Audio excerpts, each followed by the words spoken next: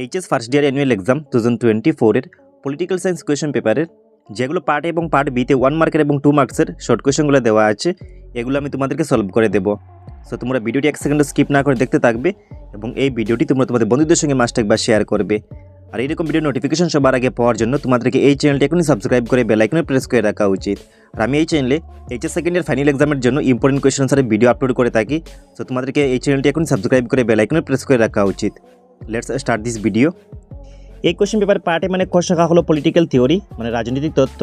আর question number 1 এর মধ্যে লেখা আছে answer the following as directed মানে নিম্নলিখিতগুলি নির্দেশ অনুযায়ী উত্তর দাও। 10 নম্বর কোয়েশ্চেনের মধ্যে লেখা আছে dash is regarded as the father of political science, fill in the blank. আর বেঙ্গলি লেখা আছে ড্যাশকে রাজনীতি বিজ্ঞানের জনক হিসাবে অভিহিত করা হয়, শূন্যস্থান পূর্ণ করো। সো এই শূন্যস্থানের মধ্যে বসবে যে Aristotle is regarded as the father of political science মানে এরিস্টটলকে রাজনীতি বিজ্ঞানের জনক হিসাবে অভিহিত করা হয়। সো এটি হবে রাইট আনসার। নেক্সট 2 নম্বর কোয়েশ্চেনের মধ্যে লেখা আছে name one supporter of negative liberty মানে নর্তক স্বতন্ত্রতার একজন সমর্থকের নাম লিখো। সো এখানে আনসারটি হবে যে জন লক। সো এটি হবে রাইট আনসার। নেক্সট 3 নম্বর কোয়েশ্চেনের মধ্যে লেখা আছে যে mention one features of equality মানে সমতার একটি বৈশিষ্ট্য উল্লেখ করতে হবে। সো এখানে আনসারটি হবে যে equality পোস্টুলেটস the grant and guarantee of equal rights and freedoms to all the people মানে সমতা সকল মানুষের জন্য সমান অধিকার এবং স্বাধীনতা প্রদান করে। এটি হবে রাইট আনসার। নেক্সট 2 নম্বর কোয়েশ্চেনের মধ্যে লেখা আছে যে give an example of political right মানে রাজনৈতিক অধিকারের একটি উদাহরণ দাও। সো এটির আনসার হবে right two contest election is a political right মানে রাজনীতিতে অংশগ্রহণের অধিকার। সো এটি হবে একটি এক্সাম্পল। নেক্সট হলো mention on difference between citizen and alien মানে নাগরিক এবং বিদেশির মধ্যে একটি পার্থক্য উল্লেখ করো। সো এখানে পার্থক্যটি হবে যে citizen owes allegiance to one's country whereas alien does not owe allegiance মানে একজন নাগরিক রাষ্ট্রের স্থায়ী বাসিন্দা কিন্তু একজন বিদেশি অস্থায়ীভাবে কিছুকালের জন্য কোনো রাষ্ট্রে বসবাস করে মাত্র। সো এটি হবে একটি ডিফারেন্স মানে পার্থক্য। নেক্সট 1 এর 1 নম্বর কোয়েশ্চেনের মধ্যে লেখা আছে যে give one argument in favour of national self determination জাতীয় আত্মনিয়ন্ত্রণের সপক্ষে একটি যুক্তি দাও। সেখানে আনসারটি হবে fundamental right of a person মানে ব্যক্তি স্বাধীনতার যুক্তি। নেক্সট আমরা 2 মার্কসের শর্ট কোয়েশ্চেন চলে যাই। সো 2 মার্কসের শর্ট কোয়েশ্চেন নাম্বার 2 এর মধ্যে দেওয়া আছে এবং এই কোয়েশ্চেনের মধ্যে লেখা আছে আনসার দ্য ফলোইং কোয়েশ্চেনস মানে নিম্নলিখিত প্রশ্নগুলোর উত্তর দাও। সো এগুলো হলো 2 মার্কের কোয়েশ্চেন। 10 নম্বর কোয়েশ্চেন লেখা আছে mention two aspects of liberty মানে স্বতন্ত্রতার দুটি লক্ষ্য উল্লেখ করো। সেখানে আনসারটি হবে যে পজিটিভ অ্যান্ড নেগেটিভ ফ্রিডম বা লিবার্টি ধনাত্মক এবং ঋণাত্মক স্বতন্ত্রতা। সো এটি হবে রাইট আনসার। নেক্সট হলো 2 এর 2 নম্বর কোয়েশ্চেন এবং এই কোয়েশ্চেনের মধ্যে লেখা আছে যে what do you mean by economic inequality মানে অর্থনৈতিক অসমতা বলিতে কী বুঝো। সো এখানে আনসারটি হবে যে economic inequality is the unequal distribution of income and opportunity between different groups in society মানে অর্থনৈতিক বৈষম্য বা অসমতা বলিতে বিভিন্ন গোষ্ঠী সম্প্রদায় এবং দেশের লোকদের মধ্যে সম্পদের বন্টন এবং সুযোগের বৈষম্যকে বোঝায়। সেটি হবে রাইট আনসার। নেক্সট 2 এর 3 নম্বর কোয়েশ্চেনের মধ্যে লেখা আছে যে explain the meaning of social justice মানে সামাজিক ন্যায়ের অর্থ ব্যাখ্যা করো। সেখানে আনসারটি হবে যে social justice means providing equal social political economic opportunities and rights মানে সামাজিক ন্যায়ের অর্থ হলো একটি সমাজের মধ্যে সম্পদ সুযোগ এবং সুযোগ সুবিধার বন্টনে সুষ্ঠু ভারসাম্যের ক্ষেত্রে ন্যায় বিচার যেখানে ব্যক্তির অধিকার স্বীকৃত এবং সুরক্ষিত। সো এটি হবে সঠিক উত্তর। নেক্সট 2 এর 2 নম্বর কোয়েশ্চেনের মধ্যে লেখা আছে যে ডিফাইন পলিটিক্স মানে রাজনীতির সংজ্ঞা দাও। সেটি অনেক কমন কোয়েশ্চেন এবং এই কোয়েশ্চেনটির আনসারই লেখা আছে যে politics has been regarded as the study of the state or power of a struggle to attain power রাজনীতি বলতে দলীয় রাজনীতি অর্থাৎ রাজনৈতিক দলগুলির মধ্যে মতাদর্শগত ক্ষমতার দখলের লড়াই নির্বাচনে বিভিন্ন রাজনৈতিক দলের নেতৃবৃন্দ কর্তৃক অনুসৃত কৌশল প্রবৃত্তিকে বোঝায়। সো এটি হবে সঠিক উত্তর। নেক্সট 2 এর 1 নম্বর কোয়েশ্চেনের মধ্যে লেখা আছে যে mention two features of secularism ধর্মনিরপেক্ষতার দুটি বৈশিষ্ট্য উল্লেখ করো। সো এখানে আনসারটি হবে আনসারে লেখা আছে দ্য 2 ফিচার্স অফ সেকুলারিজম আর 1 নম্বরে লেখা আছে নো স্টেট রিলিজন। সো এটি হবে there is no religion of the state in a secular state. আর 2 নম্বরে লেখা আছে equal respect for all religion. সেখানে লেখা আছে all the religions are equally respected in India. There is no domination of one religious community over other communities. আর Bengali লেখা আছে ধর্মনিরপেক্ষতার দুটি বৈশিষ্ট্য হলো রাষ্ট্র ধর্ম নেই ধর্মনিরপেক্ষ কোনো রাষ্ট্রে নির্দিষ্ট রাষ্ট্রধর্ম নেই। আর 2 নম্বরে লেখা আছে ধর্মের স্বাধীনতা। সেখানে লেখা আছে ধর্মনিরপেক্ষ রাষ্ট্র সকল ধর্মের নাগরিক ধর্মীয় স্বাধীনতা উপভোগ করে। সেটি হবে রাইট আনসার। সেই ছিল পার্ট এ মানে ক শাখায়ের 1 এবং 2 মার্কের শর্ট কোয়েশনগুলোর আনসার। নেক্সট আমরা পার্ট বিতে চলে যাই, আর লং কোয়েশনগুলোর আনসার তোমরা দেখে নিও। সো পার্ট বি মানে খ শাখাটি হলো ইন্ডিয়ান কনস্টিটিউশন এট ওয়ার্ক, মানে কর্মক্ষেত্রে ভারতীয় সংবিধান।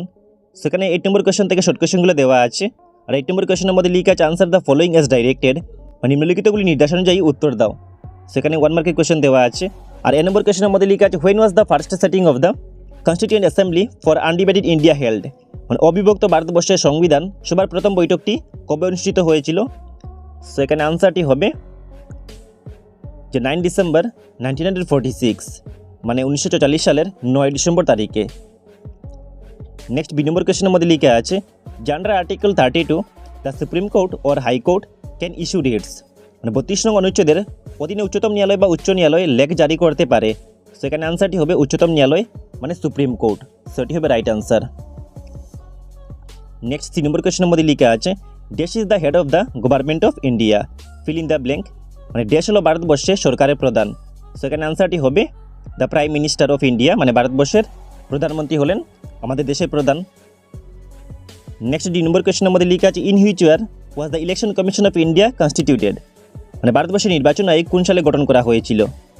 সেখানে আনসারটি হবে 25 অফ জানুয়ারি 1950, মানে 1950 সালের 25 জানুয়ারি তারিখে। নেক্সট 3 নম্বর কোয়েশনের মধ্যে লিখা আছে হু অ্যাপয়েন্টস দ্য জাজেস অফ দ্য সুপ্রিম কোর্ট, মানে উচ্চতম ন্যায়ালয়ের ন্যায়াধীশদের কে নিযুক্ত করেন। সেখানে আনসারটি হবে প্রেসিডেন্ট অফ ইন্ডিয়া, মানে আমাদের ভারতবর্ষের রাষ্ট্রপতি। সেটি হবে right answer. Next F number কোয়েশনের মধ্যে লিখা আছে is the word federation mention in the Indian constitution, মানে যুক্তরাষ্ট্র শব্দটি ভারতবর্ষের সংবিধানে উল্লেখ আছে কিনা না। আনসারটি হবে নো, আর বেঙ্গলি হবে না, মানে এই শব্দটি ভারতবর্ষের সংবিধানে উল্লেখ নেই। নেক্সট 2 মার্কসের শর্ট কোয়েশনে চলে যাই। সো 2 মার্কসের শর্ট কোয়েশন নম্বর 9 থেকে দেওয়া আছে, এবং কোয়েশন নম্বর 9 এর মধ্যে লিখা আছে আনসার দ্য ফলোইং কোয়েশনস, মানে নিম্নলিখিত প্রশ্নগুলোর উত্তর দাও। এ নম্বর কোয়েশন লিখা আছে হোয়াট ইজ হেভিয়াস কর্পাস, মানে বন্দি প্রত্যক্ষীকরণ কি। সেখানে আনসারটি হবে যে habeas corpus is a Latin word meaning which literally means to have the body of. It is an order issued by the court to a person who has detained another person to produce the body of the latter before it. আর Bengali লিখা আছে বন্দি প্রত্যক্ষীকরণের ইংরেজি প্রতিশব্দ হলো habeas corpus, এবং এটি Latin শব্দ যার অর্থ হলো বন্দিকে সশরীরে হাজির করা। নেক্সট 9 এর বি নম্বর কোয়েশনের মধ্যে লিখা আছে যে mention two merits the proportional representation system. আর বেঙ্গলি লিখা আছে সমানুপাতিক প্রতিনিধিত্ব পদ্ধতির দুটি গুণ উল্লেখ করো। সেখানে আনসারটি হবে যে ফেয়ার রিপ্রেজেন্টেশন আর এনকারেজমেন্ট অফ মাইনর পার্টিস। আর বেঙ্গলি লিখা আছে সমানুপাতিক প্রতিনিধিত্ব ব্যবস্থায় সমাজের সকল শ্রেণীর প্রতিনিধিত্ব সুনিশ্চিত করা হয়। রোমানটি লিখা আছে সমানুপাতিক প্রতিনিধিত্ব ব্যবস্থায় দেশে বিভিন্ন মতামত বা স্বার্থ তাদের শক্তি ও সামর্থ্যের প্রভাব অনুযায়ী আইনসভায় প্রতিনিধিত্বের সুযোগ লাভ করে। সেটি হবে রাইট আনসার। নেক্সট 3 নম্বর কোয়েশনের মধ্যে লিখা আছে right two non federal systems of the Indian constitution, মানে ভারতীয় সংবিধানের দুটি অযুক্তরাষ্ট্রীয় বৈশিষ্ট্য লিখো। সেটি রাইট আনসারটি হবে যে সিঙ্গেল সিটিজেনশিপ আর ইন্টিগ্রেটেড জুডিশিয়ারি, মানে একটি নাগরিকত্ব এবং একত্রিত বিচারপতি প্রণালী। সেটি হবে রাইট উত্তর। নেক্সট 2 নম্বর কোয়েশনের মধ্যে লিখা আছে mention two qualifications necessary to be appointed as a জাজ অফ দ্য সুপ্রিম কোর্ট, মানে উচ্চ ন্যায়ালয়ের ন্যায়াধীশ হিসাবে নিযুক্ত হওয়ার জন্য প্রয়োজনীয় দুটি যোগ্যতা উল্লেখ করো। সো এখানে আনসারটি হবে যে he must B a citizen of India, মানে তাকে ভারতের নাগরিক হতে হবে। আর রোমানটি লিখা আছে should have been an advocate in any of the high court for at least 10 years, তাকে কমপক্ষে 10 বছরের হাইকোর্টের অ্যাডভোকেটের অভিজ্ঞতা থাকতে হবে। নেক্সট 2 নম্বর কোয়েশনের মধ্যে লিখা আছে যে why is India called a republic, মানে ভারতবর্ষকে কেন গণরাজ্য বলা হয়। এই কোয়েশনটি কমন কোয়েশন। সেই কোয়েশনটির আনসারই লিখা আছে India is called a republic because the head of the state, মানে the president is elected by the people. আর বেঙ্গলি লিখা আছে ভারতকে প্রজাতন্ত্র বা গণরাজ্য বলা হয় কারণ রাষ্ট্রের প্রধান, মানে রাষ্ট্রপতি জনগণ দ্বারা নির্বাচিত হন। সো এটি হবে সঠিক উত্তর। এবার নেক্সট লং কোয়েশনগুলো দেওয়া আছে, মানে পার্ট বি এর লং কোয়েশনগুলো দেওয়া আছে। এই কোয়েশনগুলোর আনসার তোমরা নিজেই দেখে নিও। আর এই কোয়েশন পেপারটি পিডিএফ আমি এই ভিডিওটি ডিসক্রিপশনে দিয়ে দেবো। সো তোমরা ভিডিওটি ডিসক্রিপশন থেকে এই কোয়েশন পেপার পিডিএফটি ডাউনলোড করে নিও। আর নেক্সট ভিডিওগুলো সবার আগে পাওয়ার জন্য তোমাদেরকে এই চ্যানেলটি এখন সাবস্ক্রাইব করে বেল আইকনে প্রেস করে রাখতে হবে। আর আমি এই চ্যানেলে তোমাদের ইংলিশ সাবজেক্টের, বেঙ্গলি এমএল সাবজেক্টের, ইকোনমিক সাবজেক্টের এবং বাকি সাবজেক্টগুলোর important question answer video already upload করে রেখেছি। সো যদি ভিডিওগুলো দেখে নিতে চাও তাহলে এই চ্যানেলে প্লেলিস্টে ভিজিট করতে হবে। তো তোমরা কীভাবে প্লেলিস্টে ভিজিট করবে দেখে নাও।